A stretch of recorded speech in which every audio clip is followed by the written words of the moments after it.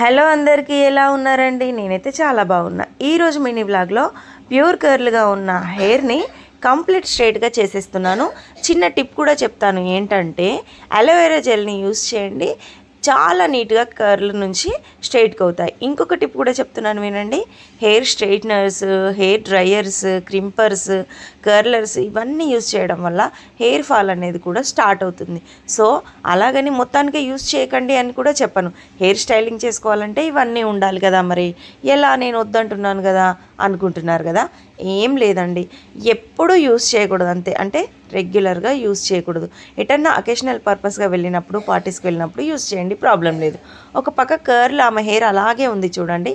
ఇంకొక పక్క డిఫరెన్స్ తెలియడం కోసం మీకు ఒక పక్క మొత్తం స్ట్రైట్ చేసి చూపించాను. హెయిర్ ఐరనింగ్ అనేది చేయడం వల్ల హెయిర్ కూడా కొంచెం లెంతీగా అవుతుంది, కాస్త పొడవు పెరుగుతుందన్నమాట. సో ఇలాంటి వాళ్ళు ఎటన్నా ఫంక్షన్కి ఎటన్నా వెళ్ళినప్పుడు బాగా యూజ్ అవుతుందని చెప్పేసి చేయించుకోవడానికి వస్తుంటారు. వాళ్ళకి నేను ఇచ్చే సజెషన్ ఏంటంటే కంప్లీట్ పర్మనెంట్ స్ట్రైట్నింగ్ మాత్రం చేసుకోకండి. Time waste, money waste. ఎప్పుడన్నా ఎటన్నా వెళ్ళినప్పుడు ఇలా స్ట్రైట్నింగ్ చేయించుకుంటే సరిపోతుంది. మళ్ళీ హెడ్ బాత్ చేసేంత వరకు ఇలాగే ఉంటుంది. సో మీకు ఎలా అనిపించింది మరి మినీ వ్లాగ్? యూస్ఫుల్గా అనిపిస్తే కనుక ఖచ్చితంగా లైక్ చేయండి, షేర్ చేయండి, కామెంట్ చేయండి. బాయ్ మరి.